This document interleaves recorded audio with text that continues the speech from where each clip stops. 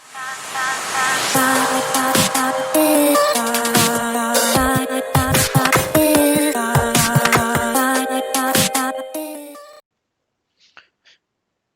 there everyone, it's Isaac here from Sports Addict, and today welcome to the second episode of What's Going On Here. At the end of the video I'm also going to discuss my team of the season so far, just Premier League. So Monday, it was a fairly quiet day, apart from under 23's action, kind of under 18 as well. Arsenal were back in goal scoring form with Pierre-Emerick Aubameyang getting 2 and Bukayo Saka getting the second. But Pierre-Emerick Aubameyang got the first and the third. Bukayo Saka got the second. Arsenal have been, like I touched on last episode, Arsenal have been very odd this season in that they started really well, then they had that dip in form, then they've come back and they look really good. They don't look brilliant, but they look good now. If they can run a game together, I see no reason why they can't climb higher and higher in the table. I predict 7th or 8th for them. I think they got about that last year, maybe 9th. I don't predict them to do much better, but I think give Mikel Arteta some time and they should do well. Obviously Arsenal, Pierre-Emerick Aubameyang's been kind of, ever since he signed the new contract, he's looked a shell of his former self, and he's got 1 goal in the month so far for October. It was the penalty he scored against Man United, and that was the only goal he scored that month, so of course he had to win it. There needs to be some improvement in the defence, I think, and I don't know whether it's a lack of confidence or bad tactics, but something's got to improve in the case of Arsenal to get them back to their lofty heights that once were. On Tuesday, West Ham beat West Brom 2-0 in the Battle of the Wests. I assume they're both West, that's why they've got them in the name. Mikel Antonio back in goal scoring form again, like Aubameyang. He was good last season towards the end. He might not have got up to many goals, but it looked like he was capable of scoring many goals, and I think just with a little bit of improvement, you need to put those chances away. Also on Tuesday, Leicester beat Chelsea 2-0, and as of recording, I am recording this on Monday, and I will touch more on it in next week's episode, but I feel like I've got to mention it about Frank Lampard just being sacked. I feel like this was the kind of nail in the coffin for Frank. Chelsea, they've spent 222 million and they're looking worse than they were last year. An argument's got to be made that when you buy 6 or 7 brand new players, they're never going to do as well as you think they are, because it takes a lot of time to adjust to the new league. None of them have come from Spain or anywhere like that. They've all come, one's from League 2 from Ligue 1, 2 from Germany, 1 from the Netherlands, where, no disrespect, but it's an easier league. If you can play for one of the bigger teams, you're kind of expected to win and expected to score, but then once it's more competition in the league, it's much harder to maintain that goal scoring form.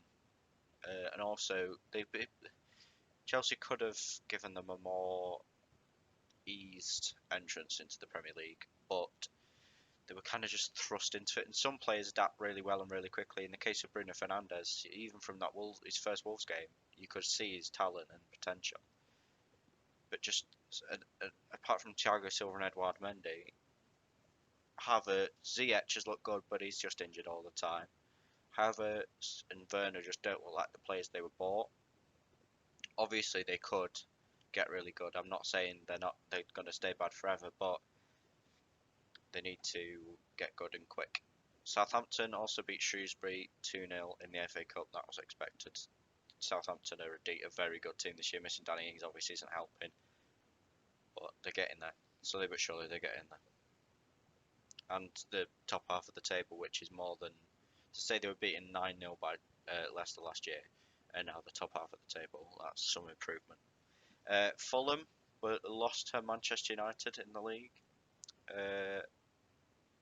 Yet again, Manchester United giving ground away from home, only to come back from behind and win it. Brilliant goal from Paul Pogba. Cavani's goal just emphasises his quality of, if you put Martial in that position, I don't think he'd have scored that. You put Rashford in that position, I'd be more confident than Martial, but I don't think he'd score it. Cavani has the positional play to know exactly where it's going to bounce and be in that area. If Cavani was a foot back or a foot further forward, that ball is not dropping to his feet and he's not scoring. He, an element of it is probably luck with the deflection off Areola, but yeah, his positional play is world class. You can see the goals he scored against Southampton when he was constantly moving in the box. He could almost tell exactly where it was going to go. And there's not many players, strikers in the world like that. I struggle to think of one off the top of my head. I mean, Erling Haaland, he's got the similar attributes, but he's also quick. So, if you can think of any strikers that are more based on positional play rather than fast, and yeah, leave it down below. Man City also beat Aston Villa 2-0 in a game that I deserved. Aston Villa definitely deserved a draw rather than a loss. They were, I mean, if you're looking at the rules, the City goal was onside, but because if it's an intentional touch, then it doesn't count. But I don't see how you can touch it off the top of your knee for it to skew off. How that's intentional. There is no way Tyrone Mings in an ideal world would want to bring that down to his feet and boot it long or get it towards another defender or midfielder like John McGinn. But it bounces off him in a way that is not intentional at all. So I don't think that first goal should have counted. Obviously, the penalty was a penalty, but I think Aston Villa deserved a point. Obviously, they could have been more potent on the attack, back to full strength now, full team pretty much. Massive rest, but if you miss your chances, you don't deserve anything. At the end of the day, they should have put away at least. They had like what 4 or 5 good chances. They didn't score a single one. John McCain was the closest, I think, but yeah, it is what it is. On Thursday, now this is a really interesting day. I watched the Liverpool Burnley game, and Liverpool have been on this run of almost 3 years and like 9 months where they haven't lost at Anfield at home, or lost at Anfield in the Premier League for almost 3 years and 9 months. And to go on that run is absolutely unbelievable. You know, you look at City were on like a 12-game unbeaten streak, and you think that's brilliant. You look at Liverpool last year, who went on almost like 26, 27 games unbeaten at least. They didn't win every game because obviously they drew to United, but they didn't lose in like the first 26, 27 games. And you think that's absolutely amazing, but for Liverpool to be on that 3 years and 9 months unbeaten at home, and it was bound to end at some point, and I suppose Liverpool just had to be ready for that day when, because obviously they're going to get loads of banter of how high you lost kind of thing. But looking at Liverpool, since they beat Crystal Palace 7-0, they've only won one game, and that was in the FA Cup against Aston Villa's under 23s. They drew with West Brom, they lost to Southampton, beat Villa, lost to Burnley, and then they had another loss last night on Sunday that I'll get onto in a few minutes. But Liverpool did something like they didn't score in 9 consecutive halves of football, which for the lofty heights Liverpool have been on is really shocking, and they should have done much better in that game. But I think of it is you look at Dortmund and Jurgen Klopp, and his team was similar. They had 3 good seasons in which they won the title in the third season. Oh no, they won the title in the second season, and then in the third season they were absolutely burnt out. Under Jurgen Klopp, it's been the same. In the 1920 season, no, 18-19 season, they looked absolutely brilliant, but didn't win it. 1920, they won it, and now they look burnt out. And I think a little bit of it is to do with lack of new players being bought in. Obviously, they bought Takumi Minamino and Diogo Jota. It's been unlucky for Diogo Jota because he could have replaced Firmino. I think he would have been replacing Firmino because Firmino doesn't score enough goals. He's an excellent player, but he's not the striker Liverpool need. They need goals, and Firmino is not supplying that for them. Diogo Jota obviously has been unlucky with injury. They haven't brought they've lost all centre backs but one, obviously through injury, but Matip's the only one back now. They're playing Fabinho, who's been excellent at centre back, but they haven't really replaced anyone. And I think a lot of that is, look at us, we don't need to, but they do. And I think time is running out. There's only like 6 days of the January window left. They need to get someone in, quick. On Friday was the start of the FA Cup for just the one team. Wolves beat Chorley 1-0. Wolves easily, I think, glanced at that game and just thought, yeah, we're through. But credit to Wolves, I saw after the game a lot of stuff on Instagram and Twitter of the pitch of the dressing room. They left it absolutely spotless. They, like, normally teams leave it in a bit of a mess, which is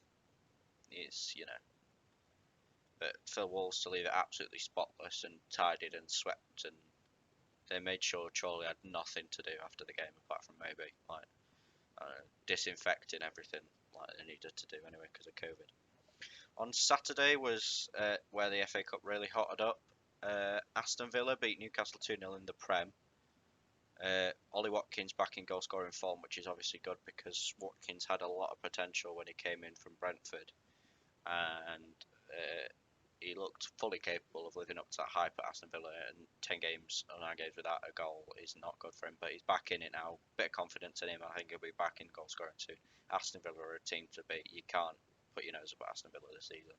They've been absolutely brilliant.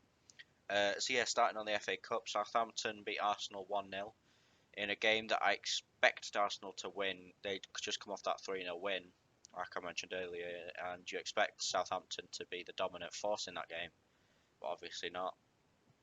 Arsenal to be the dominant force, but obviously not Southampton. Again, like Villa, you cannot put your nose up at Southampton this year.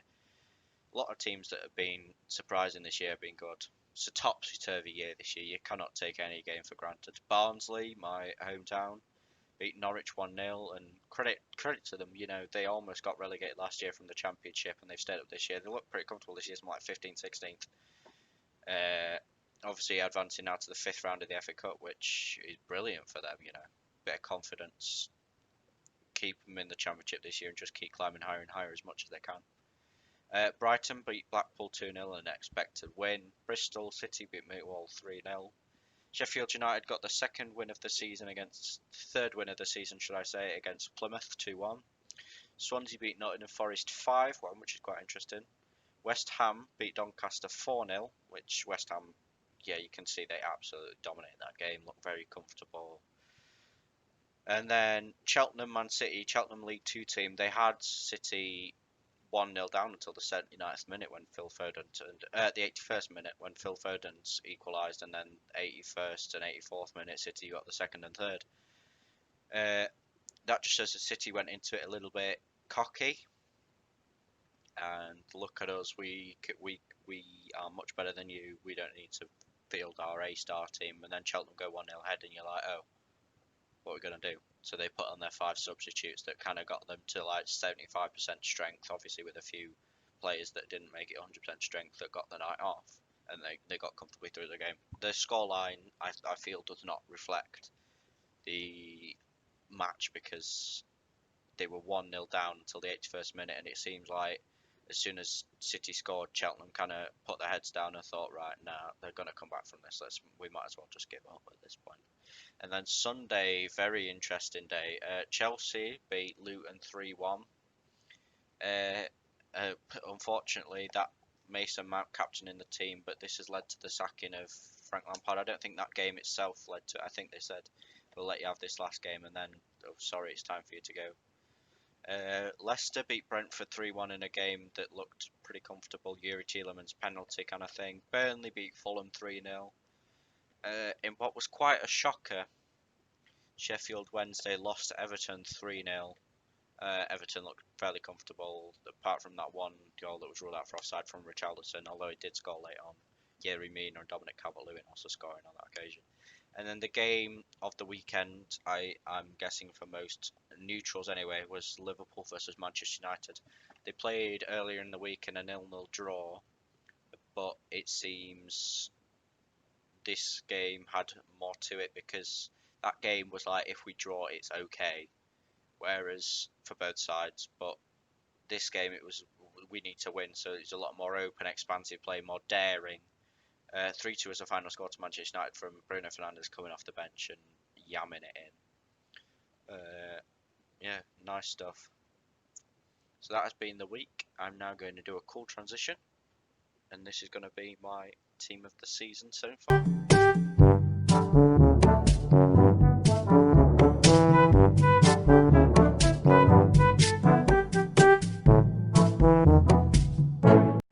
So yeah, cool transition. We're now going to get into my team of the season so far, just from the Premier League. So I might go through a couple of honourable mentions and who could have made the team. I might also say why they didn't make the team. So in goal, I have gone for Emiliano Martinez from Aston Villa. Now I've got a lot of respect for this guy. He had a brilliant end to the season with Arsenal last year, and he could have stayed on the bench, but he decided, no, I'm too good for this. I need to be playing first team football. Respect him, you know. Takes a lot of props to say to leave a big club like Arsenal and say I need first team football, and if it means going to a smaller club, no disrespect to Villa, of course, just they've got Aston Villa is a slightly Arsenal is a bigger club, and said I need to move somewhere that's going to respect me and give me first team football. He could have also gone for Nick Pope, Sam Johnston from West Brom. A couple you could have gone for, but I feel like Emiliano Martinez pips them all just because of how good he's been. A few penalty stops. Yeah. In my so I've gone for a 4-3-3, as you'll see when it pops up, or that way. For my first centre back, I've gone for Ruben Dias. He has been brilliant for Manchester City so far this season. Obviously, losing Vincent Kompany last year was a massive blow for them, and they didn't replace him last year. But they have now with Ruben Dias. I know he's not as big as Vincent Kompany, but he is that presence at the back of calming everyone else. Him and John Stones have been a brilliant partnership so far, and John Stones would have been in, but I feel like he hasn't kept it up since the start of the season. It's only recently he's come into a vein of form. But once Laporte's fit, or even if when Laporte isn't fit, John Stones can still do that job. Looking at if he carries on this run of form, him and Ruben Dias are going to be hard to break down. My other centre back is someone who doesn't play centre back naturally. It's Fabinho from Liverpool. Now I know Liverpool recently haven't been brilliant, but Fabinho and Henderson and a smattering of others have been good at the back, replacing Virgil van Dijk and Gomez and Matip and everyone else that's been injured. He's not looked as comfortable as he does when playing midfield, but he looks okay with it, you know. He looks like he's capable of doing more than a good job. Right back. Now there's a couple I could have gone for here. I don't think Trent deserves to be in the team of the season. Team of the year maybe just for the end he had last year, but the team of the this season definitely not. This season he has not lived up to what he can do, and I know he's got the potential, but this season he has not shown us what he can do. I could have also gone for Tariq Lamptey from Brighton. I could have gone for Wan-Bissaka just purely for his defensive work, but I feel like he needed a bit more going forward to get into this team. So I've gone for Aston Villa's Matty Cash. There's 3 Villa players in this team, and I think Villa deserve quite a few players in this team just because of how well they've done. You know, last year they survived by 1 point, but now they're comfortably top 8, top 7. At left back, I've gone for Luke Shaw. Now, Luke Shaw has been very good this season, so far anyway. I don't. They said on BBC he could be benefiting from the lack of supporters, maybe, which could be true because you know you're gonna have a lot of fans jeering at you and saying things that are gonna affect your confidence, and not having that there can make you just really focus on your own game. Another contributor to his recent uptake in form could be the arrival of Alex Telles from Porto. Him coming in might has made Luke Shaw go, oh, they've bought a replacement because I'm not good enough. I need to step up my game and start playing better, which is obviously brilliant, and that's what Telles was brought in for, to make Shaw better and have a good backup left back in case we need it. Now my midfield, I've gone for Thomas Souček from West Ham. Now, Souček has looked. He plays CDM, but he gets a hell of a lot of goals. He seems to score. I know he doesn't score every game, but it seems like every game he contributes. Maybe not the assist, but he sets up the assist, or he sets up the assist to the assist. You know, he's constantly in that mix of it, everything kind of goes through him. You know, they get it from the centre back, it goes through him. He then picks out a pass, who picks out a pass, and then they're making chances. Thomas, he's also good in the air. He's good defensively. He can track back in case the centre back's gone forward. He just looks like the complete all-round player that West Ham need in that midfield to really sort of bolster their squad. I've also gone for Kevin De Bruyne from City. Now, you can't have a team of the season without De Bruyne in it, you know. City, they had that little blip a few weeks ago where they didn't look comfortable and they weren't like the City of old, but now they've really turned it around and Kevin De Bruyne has really been the main driving force behind that.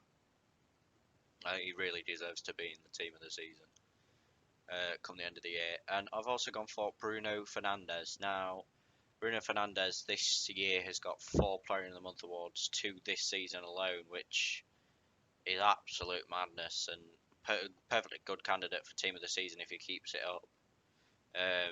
Everything just ticks through Bruno Fernandes when he's on the pitch. He might not get the assist, but 9 times out of 10 he does. And even if he doesn't, he's setting up the assist like Thomas Souček does, kind of thing. On the right wing, I've gone for Riyad Mahrez. Now, I would have gone for Salah, but I just don't think he's really lived up to what he did last year. Last year, he looked absolutely unstoppable. A couple of others I could have gone for. I could have gone for Ayoze Perez from Leicester. Could have gone for Sterling, but I think Mahrez really is the best right winger this season even, sorry. At left wing, I've gone for Jack Grealish. Now, you cannot ignore how good Jack Grealish has been.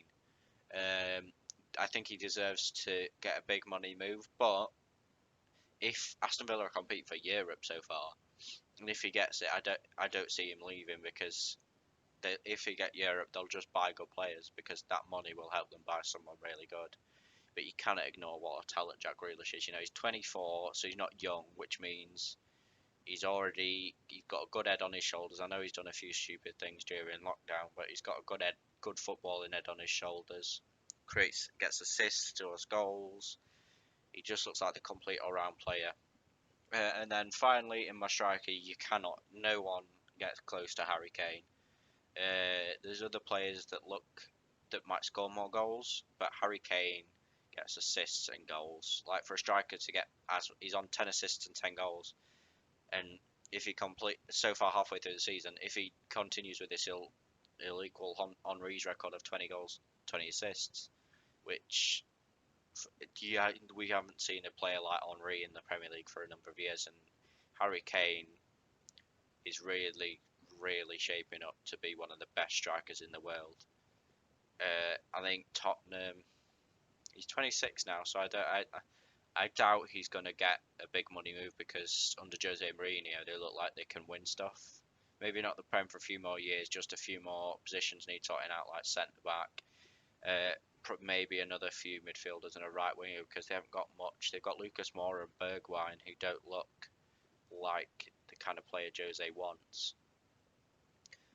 But England at the Euros this year are going to be a force to be reckoned with because of the attacking talent they've got in Grealish, Kane, Sancho, Sterling, Rashford, Calvert-Lewin, Danny Ings, and then just them,